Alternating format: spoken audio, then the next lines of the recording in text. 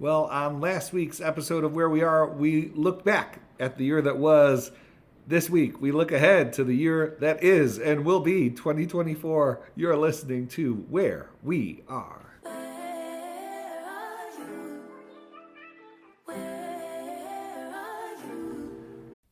Hello, Where We Are listeners. If you're a longtime fan of this podcast or you're just joining us for the first time today, we want to tell you more about our podcast platform called Spotify for Podcasters. We've been using this platform for over a year, and it's been easy to use, and new features are added all the time. You can record and edit podcasts from your phone or computer. You don't need anything fancy, and you don't need previous podcast experience. When you hit publish, you will distribute your podcast to Spotify and everywhere else podcasts are heard. Video podcasts are also available on Spotify if that's your kind of thing. And with Spotify for Podcasters, you can earn money in a variety of ways, including ads and podcast subscriptions. But here's the thing, you can earn money, but it's a free platform. There's no catch. If you're curious or want to see what it's all about, download the Spotify for Podcasters app or go to www.spotify.com/podcasters to get started. I'm Mo Rocca, and I'm excited to announce Season 4 of my podcast, Mobituaries. I've got a whole new bunch of stories to share with you about the most fascinating people and things who are no longer with us. From famous figures who died on the very same day, to the things I wish would die, like buffets. All that and much more. Listen to Mobituaries with Mo Rocca wherever you get your podcasts. This is Where We Are. We are the Wares. I'm Michael. I'm Melissa. Melissa, how is 2024 treating you so far? I just made Ghirardelli brownies and we just scarfed down a huge piece right before hitting record. So I'm doing great. Yeah, you decided to get up and cut brownies. So, we procrastinated, first of all week, but then really procrastinated for the last hour. Finally sit down. I record the 8-second intro to this episode, and then you get up and cut brownies for 10 minutes. I also took them out of the oven 9 minutes early, and they're totally fine and definitely cooked through, and a great idea. I really wanted the brownie. So 2024 is treating you well so far, Yeah, is what you're totally saying. fine. That's the upshot. Yeah, all good. Well, had a great time last week talking about 2023. I think I'm going to have an even better time talking about 2024. Are you sure about that? I mean, we'll see. It depends on you in large part. Why? And your contribution to this conversation. I mean, why? I mean, you could really tank this whole thing. I mean, that's what happens every week. I'm the wild card in this podcast. We all know this. I have a lot to talk about. Let's get into it. Yeah, so 2024 trends. The things we think are going to be big. Now, the most... In politics. In politics, news, yes. In news. Although, fashion tip, brown is going to be huge this year. So, I know you don't come for this information, but I have it on good authority that brown is going to be huge. So, stock up on brown pants, brown jackets. Specifically camel. Yeah, camel. Camel's going to be big. So, already this episode has been worthwhile. Yep. But in the area of politics news, I mean, obviously, the American landscape is going to be dominated by 2024, the presidential election. Yep. And so we don't want to spend the whole episode talking about that. What I will say is I think when this airs, it'll be 9 days until the Iowa caucus. That's right. It's very soon, January 15th. And then 8 days after that, I think New Hampshire. Mm-hmm. Or maybe it's just a week. And then I think we'll have a pretty good picture of the race after those two dates. Nikki Haley is hoping it'll be down to her and Trump. I guess Ron DeSantis is hoping it'll be down to him and Trump. And really what that will require are the same two candidates finishing in the top two. It will require, Trump and Haley or Trump and DeSantis coming in the top two in both Iowa and New Hampshire. Mm-hmm. Or else, I think Haley and DeSantis will stick it out until who knows when. But that is going to be a big deal. We're seeing Donald Trump do more on the campaign trail. We're seeing Nikki Haley and DeSantis start critiquing Trump much more directly. There were a couple of back-to-back CNN town halls this week in which DeSantis made the argument that Trump is not pro-life. Haley made some significant critiques of Trump as well. Really interesting. I made the comment that I think both of them had hoped that the race would be down to just them and Trump by the time that they had to be making these kinds of direct criticisms, but time is running out, and so that they're making the best from their strategic point of view of what they have, and we'll see if it's enough.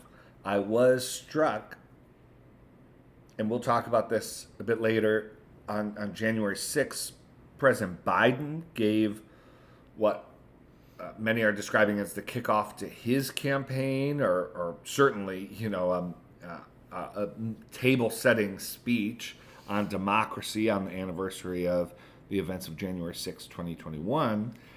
And we'll talk more about the speech and the issue of democracy later on. But I was struck he explicitly called Donald Trump a loser. Yep. Which for listeners of the pod, you'll know at the very beginning of this primary, I said and have maintained that the only issue that matters electorally,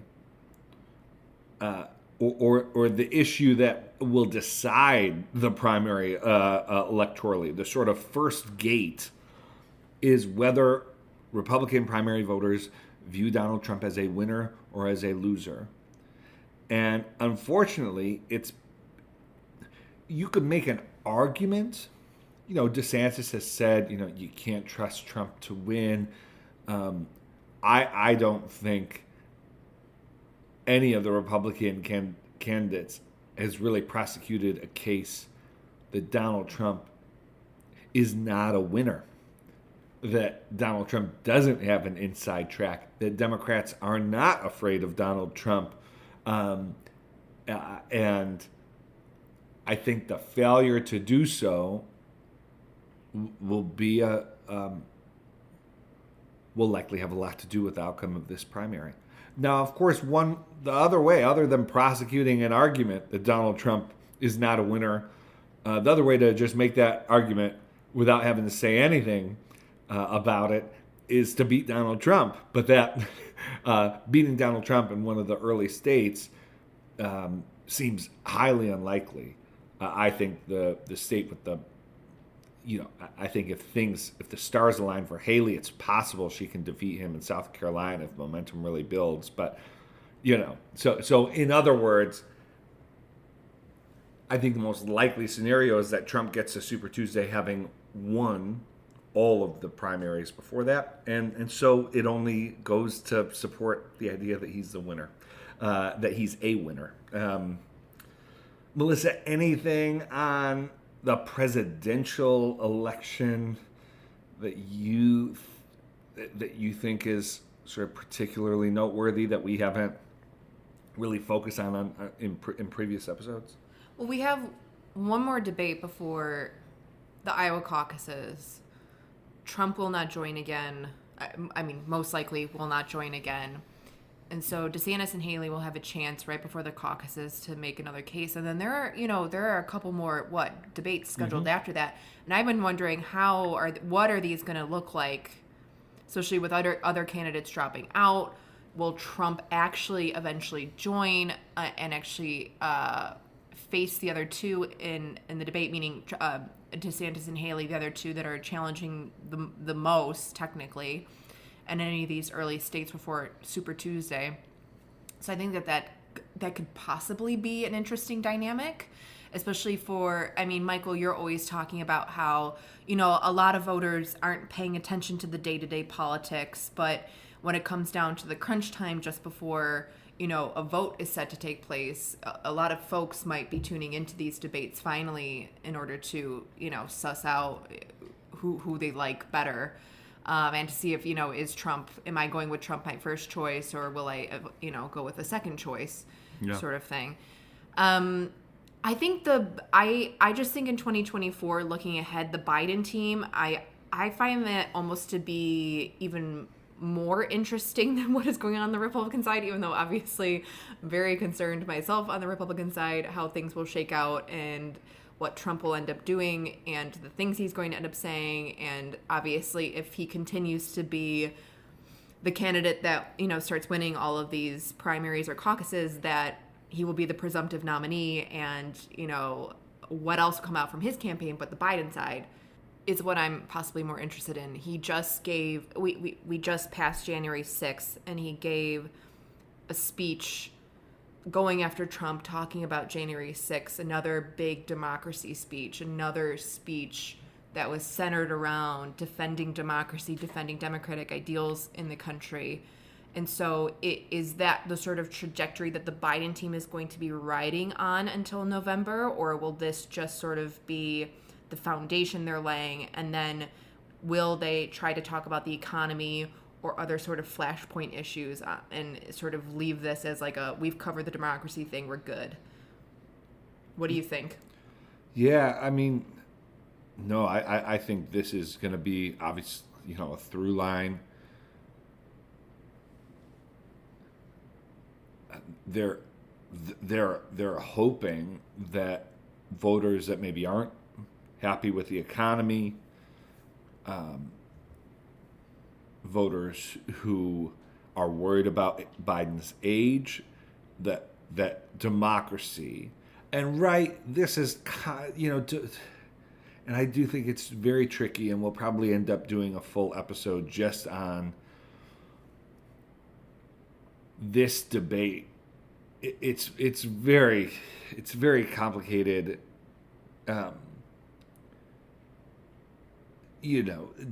Democracy is also a way of talking about the ways in which the Biden campaign feels that Trump is beyond the pale, that the things that disqualify Trump negate policy discussion, go beyond policy discussion. Biden basically said as much in the speech. He said, look, our politics is always, and again, you can and probably should question this framing. He's like, our politics is always about those who want progress and those who are afraid of it. But he's like, but this is different. This is about democracy. This is about whether we will have a system in which we can reliably have these sorts of debates at all. Now, look, they have to walk a line here. I think the real danger is that voters begin to get the impression that the democracy debate is actually being used to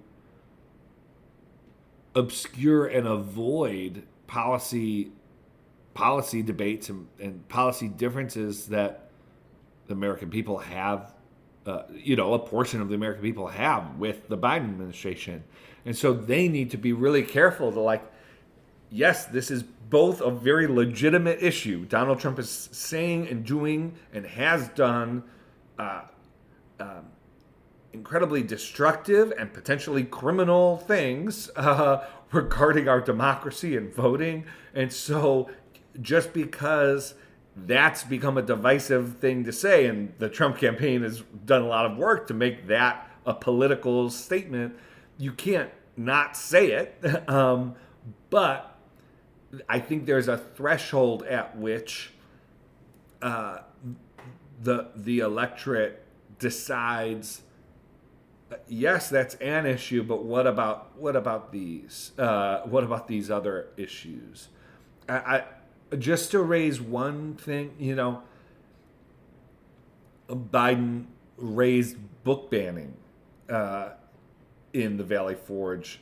And this speech on January 6th was at Valley Forge, which is a whole other interesting thing. I mean, not to go off down a rabbit trail, but I mean, you read the opening of the speech, and it's like, he's talking about George Washington and the vision, the glories of what Washington fought for, all this stuff that seems like such a throwback and almost like an impossibility given where progressive discourse has been over the last, 6-8 years. Yeah. And so, I think that's something that has to be reconciled at some point. Okay, so like and Biden made some comments later that of course, things aren't perfect. Well, we've not lived up to our values, but he has this line, he says we've not lived up to our values, but we've never turned away from them, or it's like they're trying to square square something that they're trying to still tell a hopeful story about American ideals while also appeasing sort of some of the historical revisioning and recasting that's happened in academic circles, elite circles, progressive circles, and I think for some voters it's going to be confounding and maybe even seem disingenuous. Biden is perhaps the only Democratic figure who could get away with it, though. Yeah. For a whole number of reasons. Agreed. So yeah, I mean, there's so much to unpack in the democracy debate. I was going to say something about the book banning thing, so let me just me just wrap that up. And I think it's a good example, right? So, Biden says, who would have thought that would you have ever thought that in 2024 we'd be talking about book banning? And that's all they say. And it to me, it's just such, the whole book banning conversation has been such an intentionally misleading conversation from both sides, of course, but in a speech about, if you're going to give a speech about having honest debate, if you're going to have a speech about the importance of democracy and settling out our differences, I think it's important to say that we're talking about we're talking about banning books in elementary and middle school public school libraries, not even public libraries, school libraries. I am not aware of legislation to ban access. You can't buy a book on Amazon, or and so to give a speech that mentions fascism, mentions is about insurrection, and then to throw in book banning.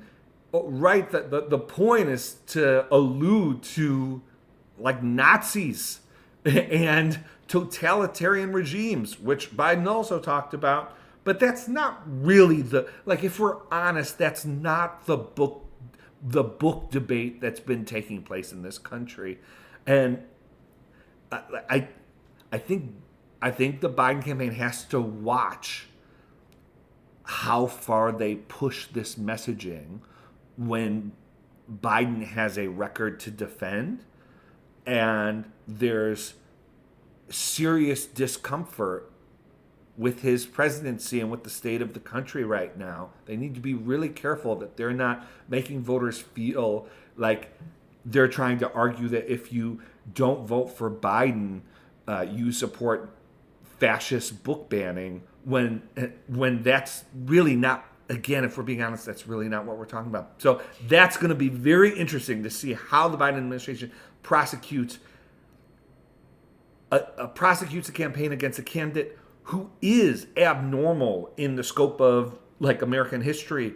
This is going to be, we've never had a candidate with indictments running to be president. Right.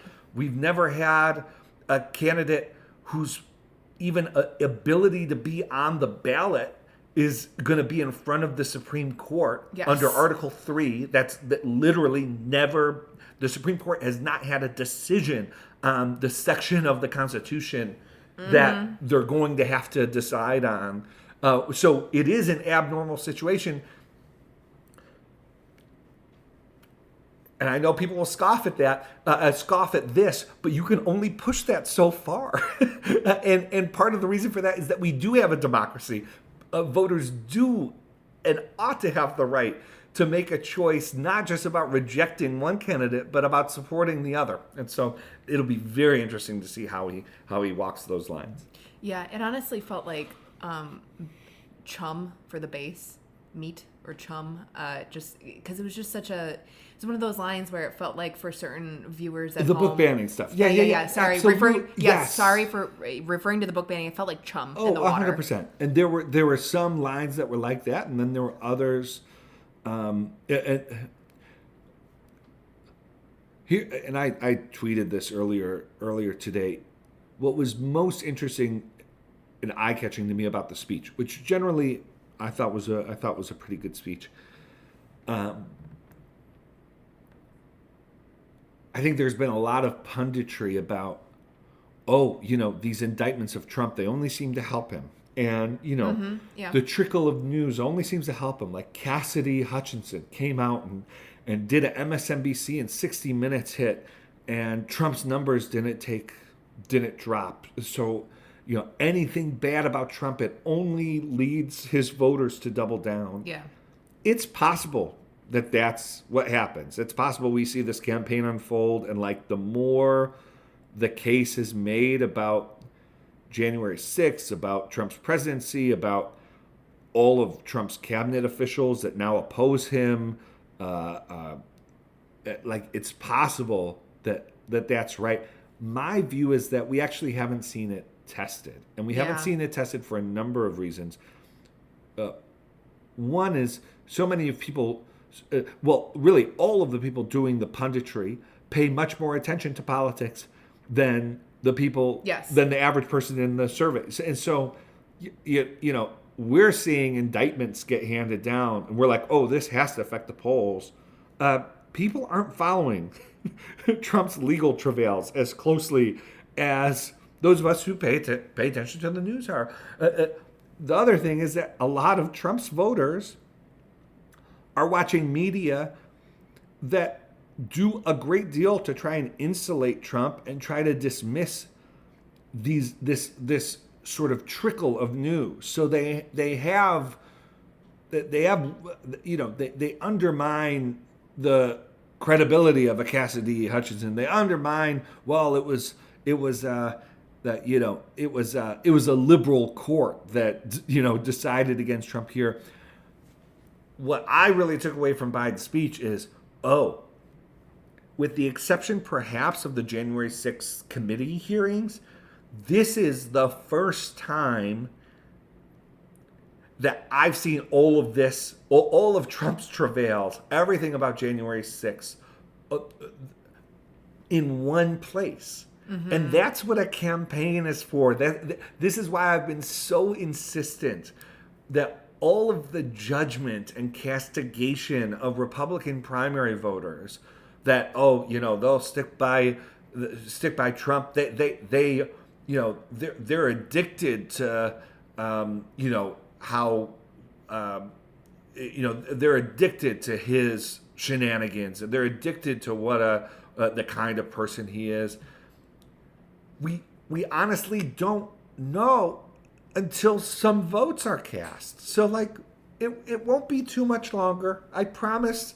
If folks want to make moral judgments, which I would really caution against, even after votes take place. People vote for a lot of different reasons, but like, let's at least let voters have a say.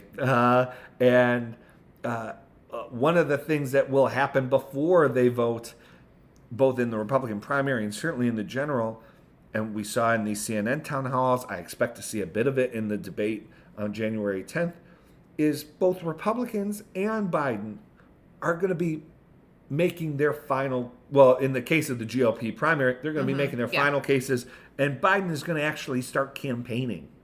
Yes. Which is going to have a big effect. Yes. So speaking of voting, speaking of January 6th, I think the other two, just to sort of wrap up the 2024 election conversation, the things that we're looking at, the other two glaring things that is political violence. Yeah. Is there, I'm not talking about it, will there be yet another January 6th? I'm not even talking about something that big, but just here and there, with these primaries happening, and not just leading up to the general, but looking at political violence in this country. It's not something that in past elections I feel like I would have been thinking about very readily, but I am this year with this one. And then free and fair elections, not just them happening, but the perceptions of the elections and each of these primaries, how they go down, how they're talked about. Social media, disinformation on social media, how it happens. That's going to be another area where I'm going to be really looking at it this 2024 election, where maybe even in 2020 I wasn't really thinking about it until, the November general came along. Yes, I think both are very good, unfortunately, things we need to have in mind when we think about 2024. I mean, I'll go a step further and say, I think worse than what we saw on January 6th is possible. I do too, but I didn't want to go that. Yeah. But yeah, you did, and it's in my head too. Mm-hmm. And so, yes, I'm tremendously concerned about political violence. And,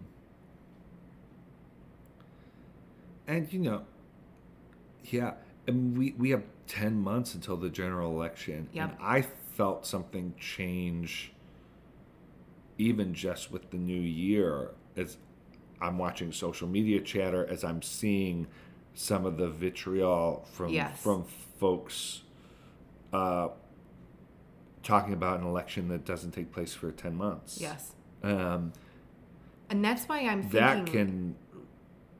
Yeah. The pressure can build pretty intensely over the course of 10 months. I agree, and that's why I mentioned just the primaries.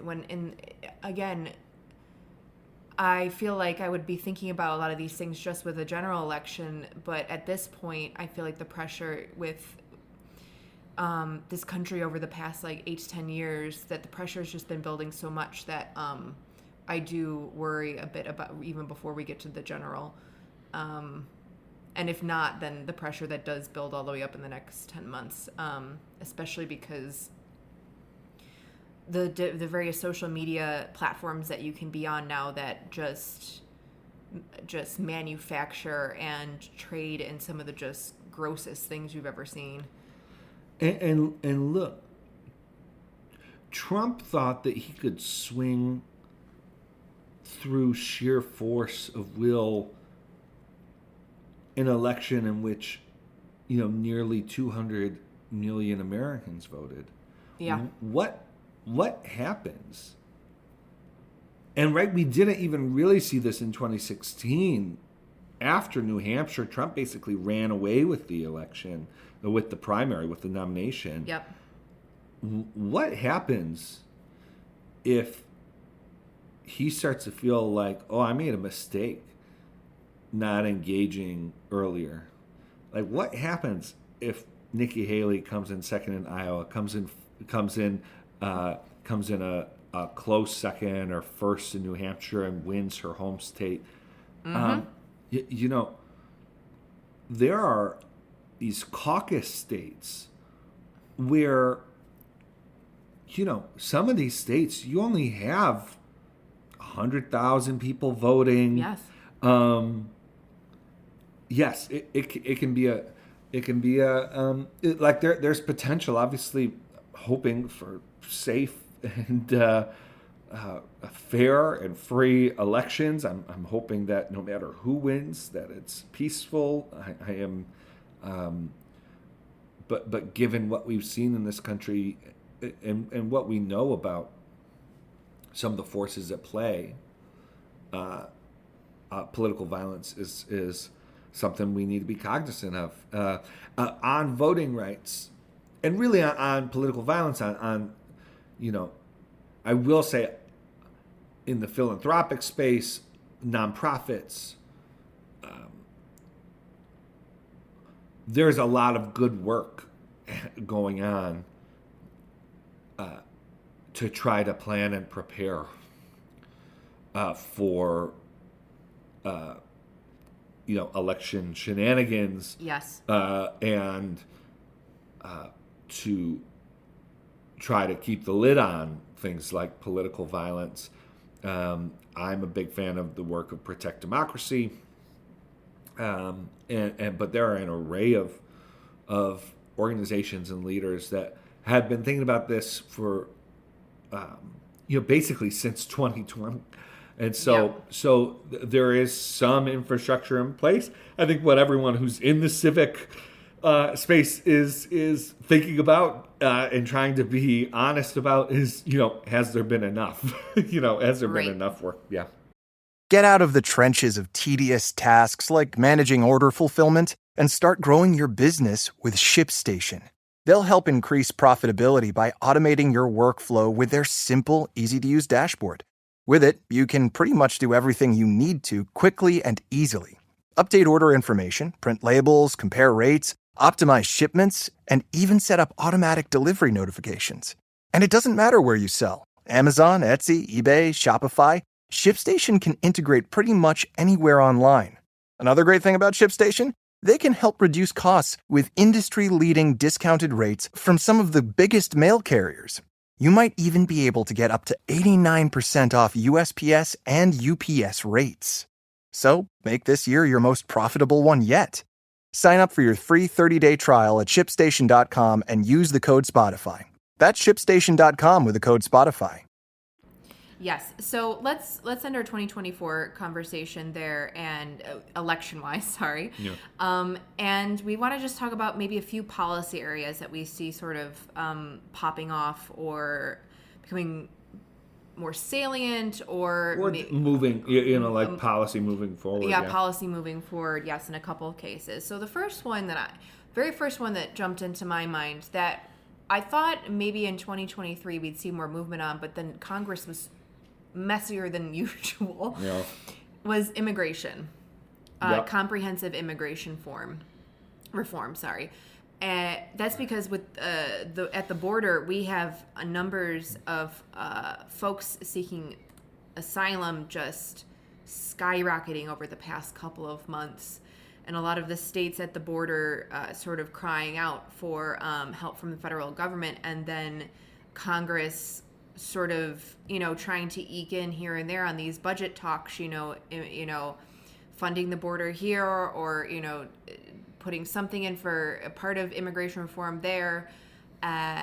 Do you see any kind of opening, especially in a general election year, for there to be a single policy push in Congress, or do you think it could be bite-sized, or is nothing going to happen?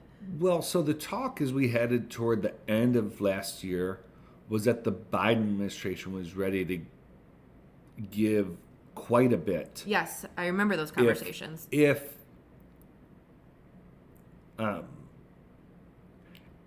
And some people even thought they were hoping Congress would give them the opportunity to give in. Yep. Just the chatter over the last week and a half leads me to think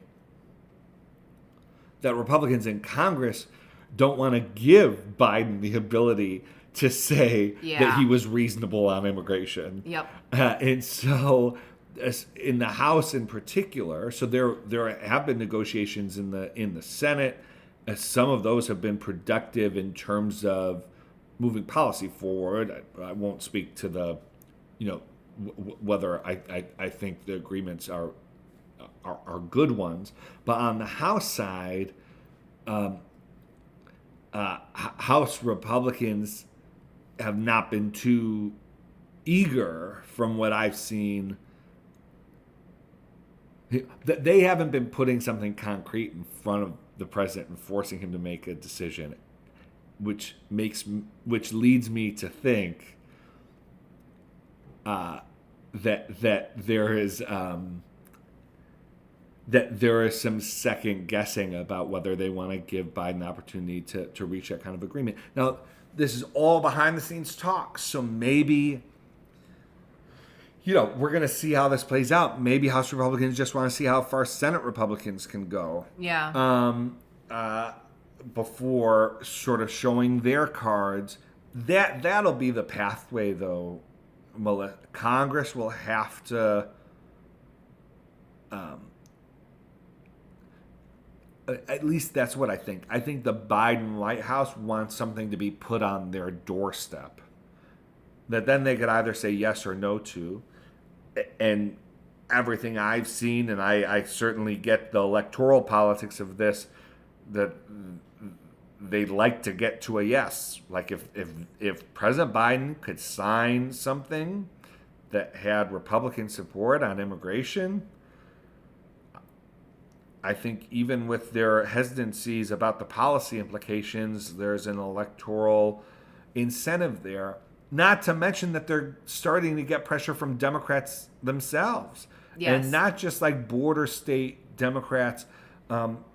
Senator Fetterman was saying just this week that it's a crisis on the border. He didn't see how anyone could say that there's not a crisis at the border. It's going to be interesting to see, especially Democrats who are up for re-election, once that builds, does that lead towards some kind of policy move?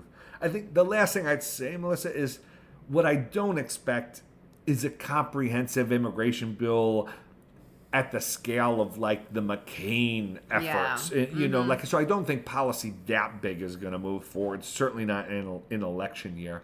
I think what we're talking about, when we're talking about comprehensive in this context, it's some kind of either bill or, as you alluded to, is it just something that's squeezed into an appropriations bill that covers both providing,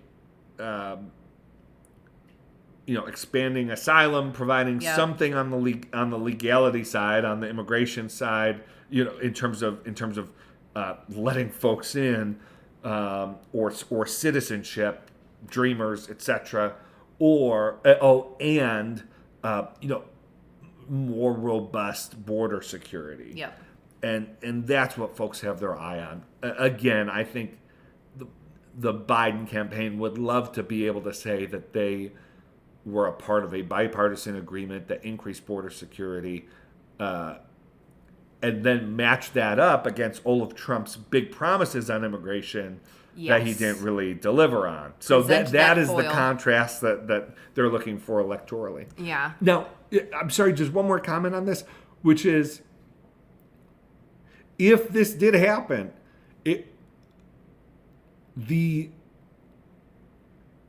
there will be a lot of concern in the aftermath, stoked by progressive immigration advocacy groups, that the deal is costing Biden his base, quote unquote. Yes. And that he just lost the election by making this deal, and it will be ugly on the progressive side of things. And so if some kind of immigration policy is going to move forward, the Biden White House is going to want it to happen in the first quarter of this year, so that they could have some time to to do constituency work and try and reset things. Once we get into the summer, no policies moving forward. No one's going to want to upset the apple cart. At least I don't think so. No, exactly, and especially when the other two issues, when we talk about things possibly moving along, we've got Israel and Gaza and then Ukraine, and the Biden team would hope that anything on immigration would be pushed forward in the first quarter, because a lot of the progressives and that part of the base are upset over the fact that Congress has failed to continue to give funding to Ukraine. It's been getting stuck, especially in with all the budget talks. The Biden team has, continually requested, over a lot of money for more arms for Ukraine and aid to Ukraine. And they have not received anything new. Meanwhile, Russia has, started even bigger offenses. I mean, Israel and Ukraine could definitely be a thorn in the Biden team's side. On the progressive side, if they can get funding to Ukraine, and especially if they can get Russia to finally come to the table for negotiations this year, that any one of these, Israel or Ukraine, where we can find a way where the fighting has stopped, the Biden team will obviously greatly benefit from either of those things. So those are two foreign policy cards that I think are huge in this election. And it's huge for Republicans too, in terms of the narratives and the other sorts of policy things that they can be talking about on their side. And the third sort of player in this sort of foreign policy game is, and we talked about this briefly last week, is China and Taiwan. We've been hearing now chatter for the past year that China could start as early as 2024, especially after Taiwan's elections that are coming up very, very soon. Any kind of sort of invasion of Taiwan. There's been a lot of chatter over the past year that this might not be a 2025, 2026 thing, but could come even sooner. And so China could suddenly become the sort of third thorn in the Biden administration side when it comes to foreign policy. And so those three areas you and I are always heavily watching in terms of what is going on with the conflicts themselves, but also how Congress is handling them, and then the Biden team themselves. And then finally, the final sort of policy, or honestly, the legal side of government is SCOTUS and SCOTUS decisions. Now, the SCOTUS decision that is should be coming up in 2024, because they said last month, I think, that they would take it up, is that Trump has been taken off of the ballot in Colorado and Maine, and there are 29 other states in which there could be there are similar decisions being made. And so Section 3, as you alluded to, Michael, of the 14th Amendment, the Supreme Court will have to make, is it truly its first decision on that amendment in a case? Yes, that's right. It's like this area of the law is unsettled because it's not really been tread on before. And so that's part of what makes so much of this uncertain. It's part of why you're able to see such a broad scope of opinions from people who know the law, because they don't have a ton to work with other than the language, the text of the Constitution. Yeah, so Section 3 of the 14th Amendment. Yeah, and thanks, I think I misspoke. Instead of saying Section 3, I referred to Article 3. Yes. Where these cases are under, there have been a lot of rulings related to Article 3. We're referring, these cases involve invoking Section 3 of the 14th Amendment. So it disqualifies anyone from serving in a range of federal and state offices if they have taken an oath of office to protect the Constitution and then they engaged in insurrection or rebellion. So that's the key there, where Colorado and Maine have obviously made the decisions that, yes, Trump did participate, but obviously there are plenty of people who say he didn't participate in that at all. Well, right. So there are I mean, and we won't, you know, I think there's been a lot of good writing and sort of legal podcasts who have spent, Yes. A full podcast, episode and articles going in. But basically, two of the main issues here are there are those who say that offices does not refer to elected office, and that certainly whether it applies to the presidency is a big question, Right. Because and some of these arguments strike me as a little more stretching it than others, but people say, well, it refers to the oath that they take, and the oath of the presidency is different than is the exact language is not sort of the same. The other thing people say is, there's a lot of debate about what office means, and then this is why I did not become a lawyer, man. And then the second sort of point of real disagreement here is, do you have to be found guilty? Like, do you have to do you have to be found guilty separately of insurrection in order for this to apply? Or can the same body that is removing you from the ballot also say you're guilty of insurrection? Is it a criminal distinction, or is it a political one that political bodies can invoke and sort of and then on that basis tap into Section 3 of the 14th Amendment and remove a candidate, in this case a presidential candidate, off the ballot? The Supreme Court, it looks like, is going to take this question up. The other thing, Melissa, and I'll say I think this will be a theme for 2024. Okay. Is the sort of the political and norms debate around Donald Trump and how to deal with him. Yes.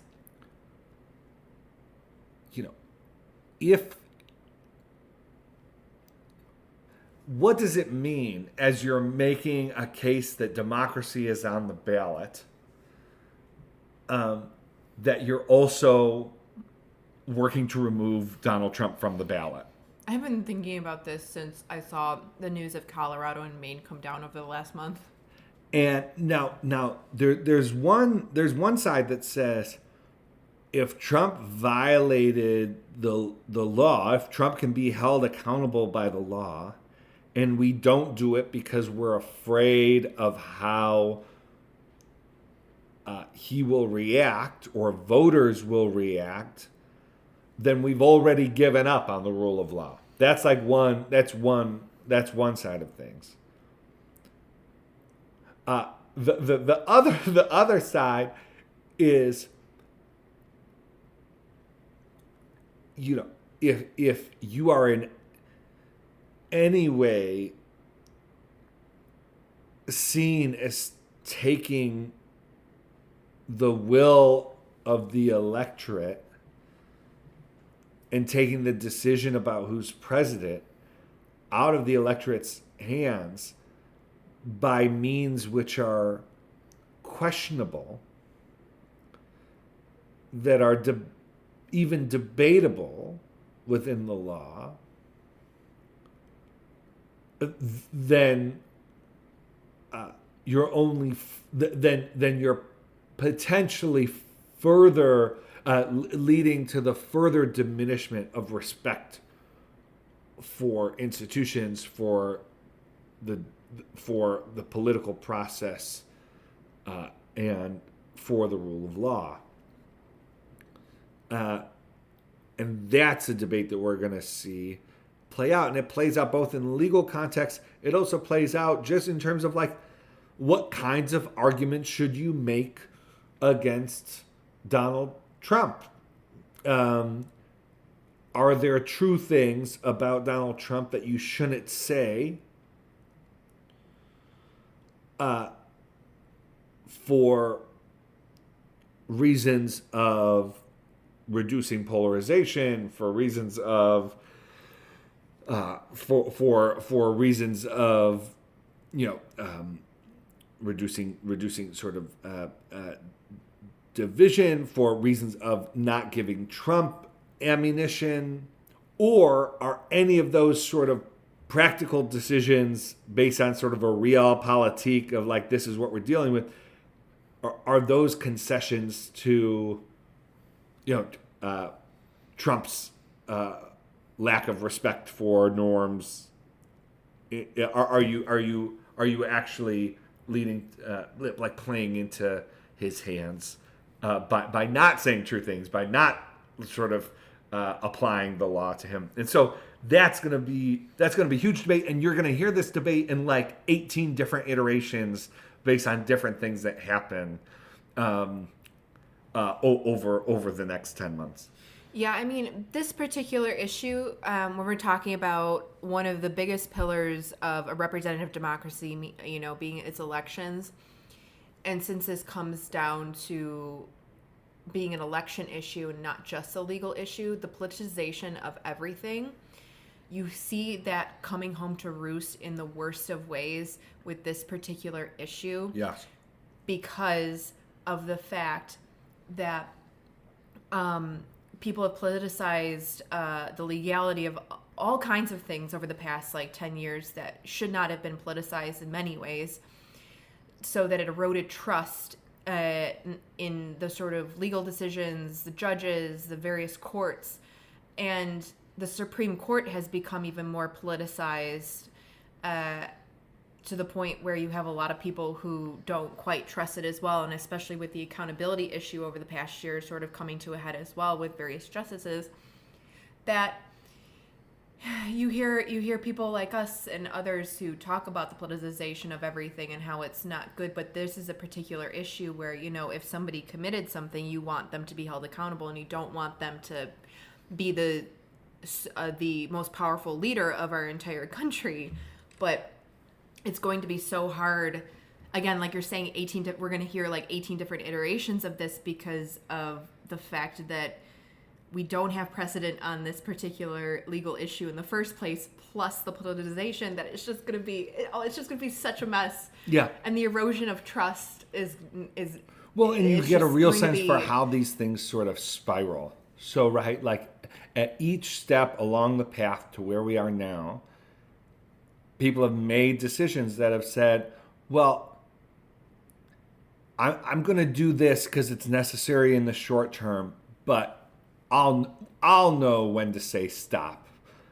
I'll know when to rein it in. I'll know when, so what we need to learn is that just life does not work that way. Think about this in the context of sin, which actually is more apropos than maybe you think. But think about it in this. It's like saying, "Look, I'm gonna sin here at this instance because I really need to, but then I'll be able to cut off the spigot." But we know just as Christians that sin doesn't work that way. And so extrapolate that out to a body politic, extrapolate that out to institutions, and you start to really get a sense of the real sorry state we're in. And unfortunately, I have to say, we're still not, there's further down we can go. And the trend line isn't going to change unless we start making different decisions in the short term and stop using short-term difficulties to say, well, these are certain times we need to prevent this from happening. We need to make this happen. And once we get to 2025, then that's when we'll act how we really want to act. But right now we're in a state of emergency. But Melissa, speaking of state of emergencies, I believe we ended last week's episode saying that we were going to be super hopeful on this one. And so far we failed. Epic fail.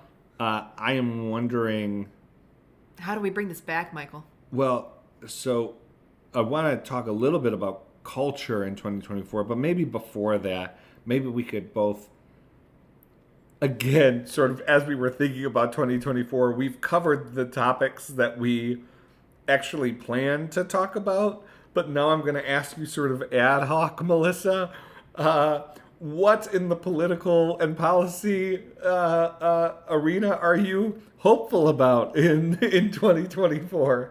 You asked me that, my mind immediately went blank. Here's what I'll say. I am a eternal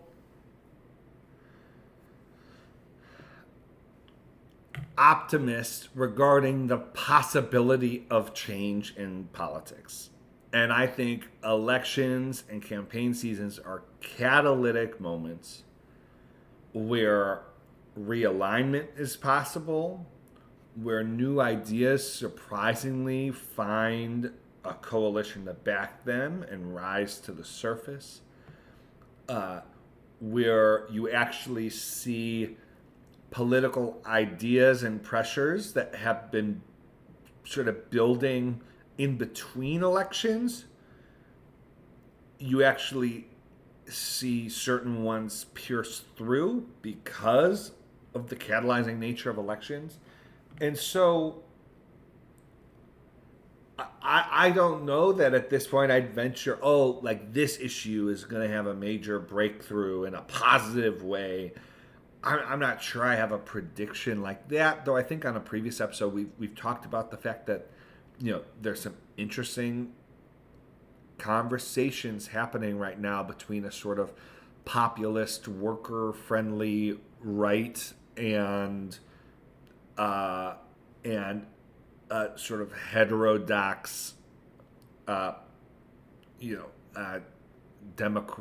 heterodox wing of the Democratic Party, and so like that's one area to watch, but I think just the possibility of possibilities that election years provide are something that I'm hopeful about. Not that I think it's going to turn out great, but that there's the potential, there's the possibility that good things emerge out of it. So that's what I'd say in the policy space. Melissa, is your mind still a blank? I mean, I'm looking forward to inflation calming down even more, for the Fed to be lowering rates, for the economy to finally feel like it's getting out of the red zone, and for hopefully at least more than a handful of folks feeling the pressure lifted off of them. And therefore a lot of the nonprofits working with service delivery for the poorest, maybe get a little bit of a break too, because the economy, the inflation is doing a lot better. So like I'm looking forward to that, but that's not something that that's the Fed. That's on the Fed. That's not even on like the Biden administration or Congress. Yeah. And I do think there are a lot of people hoping to see interest rates get dropped next year. Melissa, let's talk a bit about we've already talked fashion. I'm sure if I went on the fashion sites, the clothing store websites now, that we'd see Brown has already been bought up, because I'm a trendsetter. That's what I do. I say things in the fashion space and they happen. But other than fashion, I'll say a book I'm looking forward to. Vincent Cunningham's Great Expectations. I'm so excited for this book. Vincent, wonderful writer, who's written, has been at the New Yorker, has written some incredible essays on private schools, on politics. He's been writing about the arts for the last, I think, at least like year and a half, 2 years. He has a book coming out. Get this, Melissa. It's about a young campaign staffer who works for a fresh-faced United States Senator's presidential campaign. Here's from the book notes here. Along the way, David meets a myriad of people who raise a set of questions of history, art, race, religion, and fatherhood that force David to look at his own life anew. Says later on, meditating on politics and politicians, religion and preachers, fathers and family. Great Expectations is both an emotionally resonant coming-of-age story and a rich novel of ideas marking the arrival of a major new writer. I'm pumped for this book. I've pre-ordered it, and I think it's going to be a good one. So I'm looking forward to that. I'm looking forward to Dune Part 2. Dune Part 2, absolutely. It comes out March 1st, and I am ready. Yes. I've been so ready. Because they pushed it back, right? They pushed it back, yep. I mean, a lot of movies were pushed back, Right. I think now, and that we'll be seeing in 2024. In just a few days, the Book of Clarence will come out, which looks interesting. Mean Girls, the musical, is coming out in a few days. But then at the end of the year, another musical made into a movie is going to come out, Wicked, which I know is beloved to a lot of people and a lot of our listeners. I know every song from that musical because of the choir we were in, but I have never seen the musical. Now, Ari's in it, right? Yes, Ariana Grande is Yeah. in it, yeah. She plays Glinda? Yeah. Yeah? Yeah. The Good Witch, right? Yeah. Yep. No, it's going to be, that'll be fun. That'll be fun. We, I saw the original production on Broadway when we went to New York with the show choir. I did not. Kristen Chenoweth, Idina Menzel. I mean, it was... Adele Dazeem. Sorry, that's probably too inside joke, but John Travolta, thank you for that one. Yes, yeah. So yeah, I think there will be some. There are already some good cultural cultural artifacts that I'm looking forward But to. Dune Part 2 will be my Roman Empire for the year. Yes, no, I'm so really excited. looking forward to it. And then, of course, and you won't have to wait long, but The Spirit of Our Politics comes out Oh my goodness. just over 2 weeks. It's incredible, Michael. I can't. So excited. It's been a long time coming. Released an excerpt. Yeah, your very first excerpt has been released. From the book on the Substack. So wanted Substack subscribers to get first real look at the book. So you can go to whereweare.substack.com and read that excerpt. It's on the disappearance of moral knowledge. And I hope it will lead you to pre-order the book. I will say something wild happened today, which is that Dallas Willard's daughter posted about the book, which I was thrilled about. I think that's the only review I need. No, actually, please leave Amazon reviews because it helps sell books. But I was very happy to see Becky. Yeah, it was so nice. Post that. Yeah. So yeah, excited. I can't believe it's just 16 days away. Amazing. Let's end it there. Some positive notes for you to end on. Yes. All right, friends. Thank you for listening to Where We Are. Bye.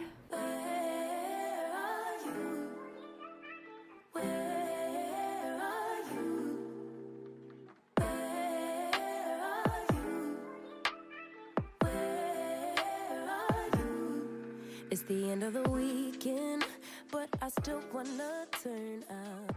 Yeah, I still wanna turn up. All I want is to go again.